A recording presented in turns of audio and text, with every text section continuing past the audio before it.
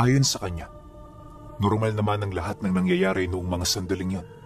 Ngunit nang marating na nila ang looban nito, bigla silang nagkahiwa-hiwalay. At sa hindi malamang dahilan, may natuklasan siyang isang malaking silid na may pagkakahalin tulad ang disenyo sa isang lumang simbahan. Bukod kasi sa mga nagkalat na sira-sirang upuan, may altar din ito kung saan nakalagay ang gintong birhen, isang batong kampilan at ang lumang lampara na may napakaliit na siga. Maliban sa kampilan, lahat ng kagamitan sa loob ng kuweba kinuha niya. At pagkatapos nito, kailan may hindi na siya rito bumalik pa. Dito na rin nag-umpisa ang kanyang pagtahak sa larangan ng lihim na karunungan. Habang siya ay nanggagamot, gabi-gabi siyang nag-aaral ng mga dasal. Lahat ng pwedeng matutunan pinag-aralan niya dahil naniniwala siya na darating ang yugto ng buhay niya kung saan mangyayari ang mga bagay na ikinakatakot niya. Kaya imbis na maging kampante at makumpiyansa sa sarili, araw-araw siyang naghahanda para sa sandaling yon. Upang walang maging balakid sa kanyang pinagkakaabalahan, sinikap niyang siya lang ang nakakaalam ng tungkol dito. Hindi niya ito ipinagsabi sa kanyang mga kadugo dahil alam niya na pwede itong magkamali sa mga magiging pangako nito sa kanya. Kalaunan, natangan na rin ni Galban ang mga bagay na kanyang pinapangarap. Hindi man gaano kalaliman ang aral na tinaglay niya, masaya na siya rito kahit papaano. Inaasahan niya kasi na sa pamamagitan nito, madedepensahan na niya ang kanyang sarili laban sa anumang uri ng pag-atake. Ang kaso lang, ilang taon ang lumipas hanggang sa taong nabanggit, hindi dumating ang sandaling yon. At paunti-unti, nakalimutan niya ang panganib na madalas niyang nagiging bangungot noong siya ay bago pa. Ilang buwan ang lumipas, naging maayos naman ang lahat. Tuloy-tuloy pa rin naman noon ang gamutan na parabang walang mangyayaring hindi inaasahan. Subalit, ilang araw bago sumapit ang Semana Santa, nakatagpo siya ng mga pasyenteng kakaiba. Hindi ito katulad ng mga tao, gawa ng masyadong kakaiba ang presensyang nararamdaman niya sa mga ito. Yun nga lang, sa kabila ng panganib na kanyang naramdaman, pilit niya pa rin itong tinulungan dahil sa nagkaroon sila ng maayos na usapan. Casual itong pinapasok ni Galban sa loob ng kanilang bahay para matingnan. Ayon sa kanya, isang pamilya ang lumapit kung saan ang dalawa nitong anak ay parang binabarang at may lason sa katawan. Napakahihina na ng mga ito, kaya alam niya na kung tatanggihan niya yun, hindi malabong mamatay ito sa daan. Labis-labis din ang pagmamakaawa ng ama ng mga biktima, kaya wala siyang nagawa kundi ang tumulong. Subalit habang nasa kasagsagan siya ng panggagamot, ramdam na ramdam niya ang mga titig nitong parang papatay ng kaluluwa. Hindi siya komportable sa ganoong sitwasyon, kaya minabuti niya na pumasok sa loob ng pribadong silid. At ang tanging isinama niya roon ay yung mga biktimang tutulungan niya. Nagdahilan na lang siya sa pamilya na kesyo ayaw niya itong mabigla. Gusto niyang matutukan ng maigi ang kanyang ginagawa at kung ano-ano pa. Nang marinig naman ito ang kanyang sinabi, sumagot sa kanya ang padre de pamilya ng, "Sige lang, Manoy Galban. Gawin mo kung ano ang nararapat. Huwag kang magmadali. Mahaba pa naman ang araw." Pagkasambit nito ng mga katagang yon, napansin niya na parang nakikipaglokohan ito sa kanya. Wala na rin siyang nararamdamang pag-aalala sa mga salita nito na tila bang ayos lang dito na mamatay ang mga anak niya. Gulong-guluman ang isip, minabuti niyang ipagpatuloy ang kanyang ginagawa hanggang sa dito na niya napagtanto na hindi tinatablan ng lunas ang dinadalang sakit ng mga ito. Sa ilang beses niya kasing pagpahid ng langis, katakatakang hindi ito kinakapitan ng apoy mula sa siga ng lampara. Unang beses na mangyari ang ganoong bagay, kaya hindi niya halos maisip kung papaano at kung bakit ito nangyayari. Gayunpaman, ipinagpatuloy pa rin niya ang kanyang nasimulan hanggang sa may marinig na siyang malakas na kalabog mula sa labas ng silid kung saan sila naroon. May mga ungol na rin siya ng taong naririnig, kaya dala ng kuryosidad, hindi siya nagdalawang isip na sumilip. Pagbukas niya ng pinto, dali-dali naman siyang dumungaw at sa isang kisap mata, bumungad sa kanya ang dalawang pasyenteng naghihintay na nakabulagtana sa sahig. Naliligo na ito sa mga sarili nitong dugo at base sa kanilang itsura, mukha talagang patay na ang mga ito. Paglabas naman ng nanay niya mula sa kusina, bigla itong sinunggaba ng ama ng mga pasyente niya, sabay sakmal nito sa leeg gamit ang matatalas nitong pangil. Halos tumagos sa leeg nito ang mga pangil na yon, kaya naman hindi na yon nakalaban pa. Literal na umunat na lang ang katawan nito bago yun tuluyang bawian ng buhay. At kaya yun nangyari ay dahil sa malubhang na pinsala ang mga pangunahin nitong ugat na kumukonekta mula sa katawan patungong utak. Pagsilay naman ni Galban sa pagkamatay ng nanay niya, dito na siya dali-daling lumabas ng silid. Ngunit bago pa man siya makasigaw, sinunggaban na siya ng dalawang bata na kasalukuyan niyang ginagamot. Mabilis na bumao ng matatalas nitong kuko sa kanyang likod hanggang sa tuluyan na siya nitong mapahina at mapaluhod.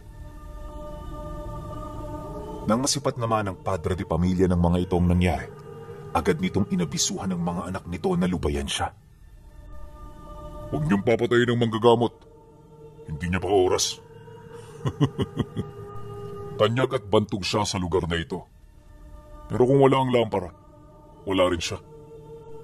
Hayaan natin siyang mabuhay sa ngayon dahil ang kahihiyan ay higit na mas mabigat kaysa kamatayan. Tayo na! Wika ng nilalang. Pagkasambit nito ng mga kataga, agad nitong kinuha ang lampara na itinabi niya sa gilid ng pinto. Matapos nun, dali-dali yung umalis hanggang sa mawala na yun sa kanyang paningin. Pagkaraan pa ng ilang minuto, bigla niyang naramdaman ang mabilis na pagdilim ng paligid hanggang sa mawala na siya ng ulirat. Paggising naman niya, nadatnan niya ang kanyang sarili na nakahiga sa isang silid kung saan nakaupo sa kanyang tabi ang ama niyang tulala buhat sa mga nangyari. Pagsilay niya rito, dali-dali niya itong tiningnan at kinausap, ngunit sa kasamaang palad, hindi nito nagawang sumagot sa kanya. Ang tanging nasabi lang nito, wala na ang nanay nila. Pagkarinig naman ni Galban sa mga katagang yan, agad na numbalik sa kanya ang mga nangyari bago siya nawala ng malay. Sa isang iglap, binalot siya ng matinding lungkot hanggang sa hindi na niya mapigilang humagulgol sa pag-iyak. Maya-maya pa, dito na rin niya nalaman na naroon pala sila sa bahay ng manggagamot na kakilala niya. Ito ang unang taong pumunta sa kanila nang malaman nito ang nangyari sa kanya. Hindi nagtagal, nakita niya itong pumasok sa loob ng silid, bitbit ang isang mangkok ng lunas. Agad itong ipinainom ng matanda sa kanya habang nagwiwika ng, "Maswerte ka na lang at hindi ka pinatay ng mga aswang na tinulungan mo. Hindi ka ba marunong kumilatis ng tao, Galban?" Alam mo kasi, ito ang unang beses na nakarinig ako ng manggagamot na tumulong sa aswang. Nakakatawang isipin, kaya pagpasensyahan mo na ako. Nang marinig niya ang sinabi nito, pilit siyang umupo habang seryosong sumasagot doon ng, "Hindi ko na napansin dahil sa dami ng ginagawa ko. Ay, kung alam ko lang sana, ako na mismo ang nagtaboy sa kanila. Hindi pa sana namatay si inay. Kasalanan ko ang lahat ng ito, kaya gagawin ko ang lahat upang sila'y mapagbayad." Pagkarinig naman ng manggagamot sa kanyang sinabi, hindi na ito nagsalita pa. Alam nito kung gaano katindi ang galit na nararamdaman niya, gawa ng maging ito man, naranasan na ring mawala ng mahal sa buhay dahil sa pag-atake ng mga aswang. Batid din itong wala pang karanasan sa mga ganoong nilalang si Galban, kaya hindi niya ito masisisi. Pagkatapos ng kanilang usapan, agad nitong pinagtuunan ng atensyon ng mga pinsala na kanyang natamo. Ayon dito, may halong lason ang sugat sa kanyang likod, kaya umasa siyang aabutin ito ng ilang buwan bago maghilom.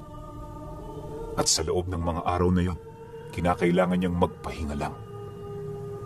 Hindi siya pwedeng manggamot o gumawa ng mga bagay na papagod sa katawan niya. Bagaman nakakalungkot itong marinig, yun lang ang paraan kung gusto niyang tuluyan siyang gumaling. Dahil sa sinabi nito, napatango lang naman siya. Aminado kasi siyang kinakailangan niya munang tulungan ang kanyang sarili bago niya pagtuunan ng atensyon ang kanyang kapwa. Sa paglipas ng mga araw, unti-unti na niyang nararamdaman ang pagbago ng kanyang buhay. May hirap man ito sa simula, pero ika nga ni Galban, sanayan lamang ang lahat. Kapag nasanay ka, matatanggap mo na ang lahat ng pinagdadaanan mo. Ang problema lang, na habang tumatagal ang kanyang pananatili sa bahay ng kanyang kaibigan, tila bang dumarami rin ang taong naghahanap sa kanya. Gustong-gusto niya itong tulungan pero hindi niya ito magagawa nang wala ang lampara. Kaya habang siya ay nagpapagaling, nakiusap siya sa mga nakilala niyang antingero na hanapin ang mga aswang na kumuha nito. Yun nga lang, agad din naman yung naudlot dahil sa pagsapit ng mahal na araw. Pagtungtong ng Lunes Santo, lahat ng pinakiusapan niya ay muling nangalap ng mga karga. Hindi naman niya ito pwedeng tutulan, gawa ng tradisyon na ito ng bawat isa sa kanila. Kaya kahit mahirap itong tanggapin, aminado siyang napilitan siya. Habang nagpapagaling, minabuti niyang lumabas-labas ng bahay para makita niya ang mga antingerong nangangalap ng karga sa mga bundok. Malapit lang kasi sa kabundukan ng bahay ng kaibigan niya, kaya mula roon, tanaw nila ang mga taong umaakyat. Habang pinagmamasdan niya ang mga ito, paulit-ulit namang sumagi sa isip niya ang kampilang bato na kanyang iniwan. Bagaman wala siyang alam kung ano ang bisa nito, labis-labis ang kanyang panghihinayang na ito ay kanyang iniwan. Yung birhen kasi na nakuha niya sa lumang simbahan ay ibinigay niya sa tiyuhin niyang malapit sa kanya. Pagkakuha nito sa birhen, tsaka naman yung lumipat sa lugar ng napangasawa nito upang dito naman nirahan. Milya-milya ang layo nito sa lugar nila, kaya kahit gusto niyang bawiin ang ibinigay niya, alam niya na gugugol siya ng oras at sakripisyo para lamang mapuntahan ito. Hindi naman yan gustong mangyari ni Galban dahil lilipas ang Biyernes Santo na wala siyang nakukuhang kahit ano. Ilang araw pa ang dumaan. Pagtungtong ng Miyerkules, dito na siya naglakas loob na magpaalam sa kanyang kaibigan. Nais niya kasi noong mangalap ng karga sa bundok upang mapalakas palalo ang espiritual niyang kakayahan. Noong una medyo tumututol pa ito sa nais niya, pero dahil sa pangungulit, napilitan na rin itong sumang-ayon. Matapos naman nilang magkasundo, hindi na siya nagsayang pa ng oras na umalis. Bandang 3:00 na ng hapon nang tinahak niya ang bundok, kaya marami ang nagsasabi noon na peligroso ang kanyang binabalak. Bukod sa mapanganib umakyat sa ganoong araw, kailangan din niyang may kasama kung gusto niyang makababa siya ng ligtas at makauwi ng buhay sa kanila. Ngunit nang marinig ito ni Galban, hindi niya yun pinakinggan. Alam niya sa kanyang sarili na napakadali na lamang nitong gawin dahil alam na niya kung saan siya pupunta. Isa pa, hindi niya gustong magkaroon ng kasama na magsisilbing alalahanin niya kapag nakapasok na sila ng kuweba. Pagtungtong ng dapit hapon, narating na niya ang yungib kung saan sila pumasok mag-iisang dekada na ang nakalipas. Kakaiba man ang itsura ng lugar, hindi niya maipagkakaila na medyo pamilyar pa rin ito sa kanya. Makalipas pa ang ilang minutong pagmamasid, buong tapang na siyang pumasok sa loob. Bagaman napakadilim ng pasilyong tinatahak niya, wala siyang naramdamang katiting na takot sa katawan niya. Alam niya kasi na matagal na siyang hinihintay ng lugar na yon para makuha ang naiwang batong kampilan. Bagay na naging daan para magkaroon siya ng kumpiyansa sa kanyang sarili. Pero sa loob ng ilang oras na pagtahak ng pasilyo, hindi niya pa rin mahagilap ang eksaktong daan na kanya noong pinasukan. Paunti-unti, pakiramdam niya naliligaw na siya hanggang sa mapagtanto niya na hindi na niya alam ang kanyang ginagawa. Dahil sa pangyayari, agad niyang itinarak ang hawak niyang sulo sa lupa para may hinahong makapagpahinga sa isang tabi. Binaliktad na rin niya ang suot niyang damit sa paniniwalang nakapasok siya sa isang malakas na sabulag. Matapos niya yung gawin, taimtim siyang nanalangin. Naniniwala siya na sa panahong mamutawi ang pagdududa sa sarili, dasal ang pinakamalakas na pananggalang. Matapos niya yung gawin, laking gulat na lamang niya nang may sumimoy na malakas na hangin mula sa bukana. Naglikha ito ng isang kagulat-gulat na tunog na siya namang agad kumuha ng kanyang atensyon. Pagdaan ng hangin sa kanyang kinaroroonan, mabilis na binalot ng katahimikan ang buong paligid. Maya-maya pa, dito niya napagtanto na malalim na pala ang pasilyong tinatahak niya, kaya sa halip na bumalik pa, naglakas loob siyang magpatuloy. Sa isip-isip ni Galvan, wala na siyang panahon para magdalawang isip o umatras. Dahil unang-una, nakapasok na siya. Dadalawang bagay na lamang din ang pwedeng mangyari sa kanya, at yun ay ang uuwi siya dala ang bato ng kampilan o mamamatay siya sa loob nito, dala ang matinding kabiguan. Ilang oras pa ang lumipas. Wala na siyang ideya sa kung ano na ang nangyayari sa labas. Yung pasilyong dinaraanan niya, unti-unti nang sumisikip, kasabay ng pagnipis ng hangin sa paligid. Nagkalat na rin ang matutulis na bato sa ibabaw ng kanyang ulo, na siya namang dinaraanan ng maliliit na patak ng tubig. Mamasa-masa na rin ang lugar, at base sa kanyang mga nakikita, hindi niya pa yun napupuntahan. Maya-maya pa, bigla na lamang siyang nakarating sa pinakadulo nitong bahagi. Literal na walang kahit na ano sa lugar na yon, maliban sa makipot at mahirap na daanang pasilyo. Pagsilay niya rito, unti-unting nawala ang pag-asa na pinanghahawakan niya. Dito na rin sumagi sa kanyang isipan na marahil ay hindi na niya matutunto ng lugar na yon. Pero paglingon niya sa kanyang likod, hindi na niya nakita ang pasilyong dinaanin niya. At imbis na itong tumambad sa kanya, bumungad sa kanya ang isang antigong pinto na parabang patungo sa kung saang lugar. Nang masipat niya ito, nagkaroon siya ng mga alalahanin sa kung ano ang kanyang makikita sa loob nito. Gayunpaman, dahil sa wala na siyang mapagpipilian, minabuti niyang pumasok. Sa kabilang banda kasi, tanggap na niya kung ano man ang mangyayari sa kanya. Pagtulak niya ng pinto, agad na bumungad sa kanya ang isang napakaliwanag na silid. Nakakabulag ang liwanag na nagmumula rito, kaya hindi niya kaagad nakita ang nilalaman nito. Ngunit nang medyo masanay na ang kanyang mga mata, nasipat niya ang isang kakaibang lugar na parang hindi umiiral sa ating mundo. Ayon sa kanya, nasa loob ng silid na yon, nakita niya ang malawak na kagubatan na merong mga kabundukan.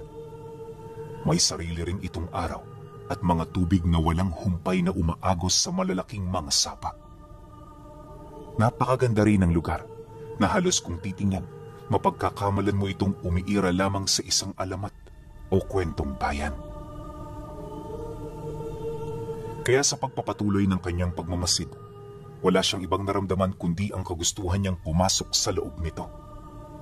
Naisip niya na may dahilan kung bakit siya nakarating sa lugar na yon, at yon ang kailangan niyang malaman. Hindi naglaon. Nang magkaroon na siya ng lakas ng loob, agad siyang umapak sa lupain nito kasabay ng biglaang paglaho ng pinto na kanyang dinaanan. Nang mapansin niya ang pangyayari, pilit niya itong binuksan, pero hindi na yun naging posible. Bukod kasi sa naglaho na ang bakas nito, napagtanto din niyang napadpad siya sa ibang mundo. Ilang minuto pa ang lumipas. Pagkalma ng kanyang mga nararamdaman, dali-dali naman siyang lumakad patungo sa malawak na kagubatan. Ayon kay Galban, mag-iisang taon niyang binaybay ang lugar na yon bago niya marating ang isang bundok na merong trono at altar na nakatayo. Nasa pinakagitna itong bahagi ng mundong yon, kung saan sa pinakagitna nito, naroon ang kampilang bato na kanyang hinahanap. Hindi niya mawari pero pakiramdam niya yon ang pinagmumula ng lahat ng enerhiya at buhay sa paligid. Dagdag pa ni Galban, na bago niya marating ang lugar kung saan ito nakalagay, nakita niya ang iba't ibang uri ng hayop na hindi likas na umiiral sa ating mundo. Marami sa mga itong kahalintulad ng hayop na ating alam, ngunit may mga dagdag lang sa kanilang mga katawan at abilidad. May mga malatao rin doong naninirahan, pero malapit sa mga diwata ang itsura nito. Kaya yun nasabi ni Galban ay dahil sa mga pakpak nitong kahalintulad sa mga insekto. Marami sa mga itong sumubok na harangin at patayin siya, pero lahat yon nalusutan niya. Kaya nang marating niya ang altar at ang trono na matagal na niyang hinahanap, hindi niya maipagkakaila na napakalalim na ng kanyang karanasan pagdating sa pakikipagkumbate. Nabanggit din niya na nang marating niya ang lugar na yon, ilang araw din siya ditong nanatili para pagmasdan ang kagandahan ng lugar na kanyang napuntahan. Hindi nagtagal, nang manawa na siya sa kanyang nakikita, dito niya nakinuha ang kampilan at sa isang kisap mata, nakabalik siya sa bukana ng kuweba. Umahon siya noon sa makapal na tumpok ng mga damo na parabang matagal na siya ritong nakahimlay. Gulat na gulat man sa kanyang karanasan, nagmamadali siyang bumaba ng baryo. Pagdating niya sa kanilang lugar, sumalubong sa kanya ang bahay nilang halos lamunin na ng mga baging at damo. Base sa kwento ng kanyang kaibigan, lumipat na ang kanyang ama at mga kapatid magmula noong siya ay mawala. Labis itong naapektuhan sa ginawa niyang paglisan, kaya naman pinili ng mga itong dumayo sa lugar na kinalakihan ng kanyang ina. Nang marinig niya ang tungkol dito, hindi niya maiwasang manlumo. Ngunit pagkatapos niya itong malaman, sinikap niyang maging kalmado nang sa gayoy matupad niya ang pangako niyang hustisya para sa nanay niya.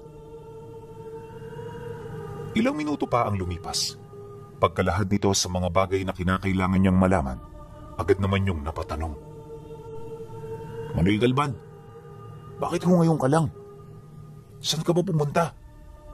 Alam mo ba nung nawala ka, hinahanap kita? Marami akong inakyat na mga bundok, pero hindi kita nakita ron. Kaya nung wala na akong balita sa'yo, inisip ko na lang na baka naglayas ka dahil sa nangyari sa nanay mo. Hindi ako naglayas, boy. Meron akong hinanap. Matagal ako nawala pero lahat ng sakripisyo ko, maganda ang kinalabasan. Tingnan mo to. Nakakita ka na ba ng ganito? Sagot naman niya rito habang ipinapakita ang batong kampilan na nakasuksok sa kanyang bewang. Nga pala pinuno, hindi yun kagaya ng normal na kampilan na malalaki. Yung nakuha niya kasi, parang punyal kung titingnan, pero ang disenyo nito, katulad ng kampilan.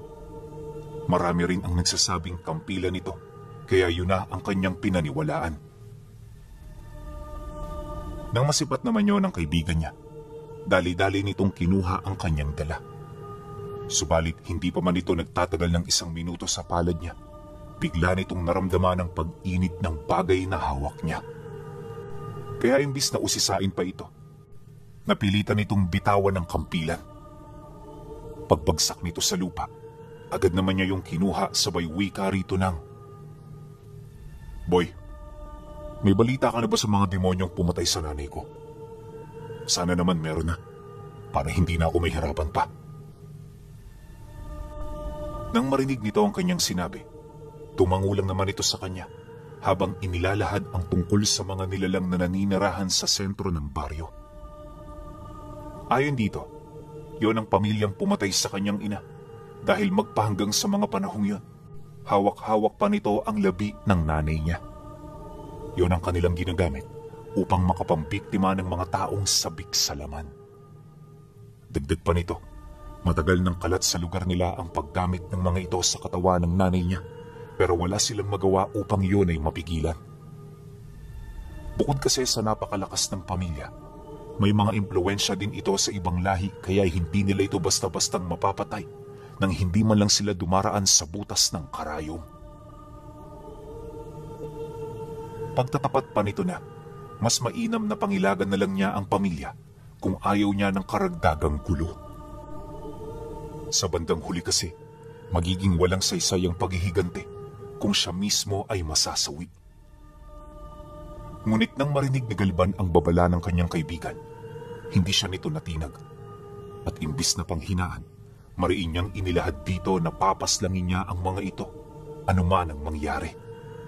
Sapagkat bilang anak, hindi niya maaatim na makita ang katawan ng nanay niya na ginagawang manika ng iba. Pagkasambit niya ng mga kataga, dali-dali siyang naglakad papalabas ng bahay. Yung kaibigan naman niya, dali-dali namang sumunod sa kanya upang subukan siyang pigilan sa kanyang binabalak. Kaso lang, nakarating na lamang sila sa sentro, hindi niya pa rin mapabago-bago ang isip nito.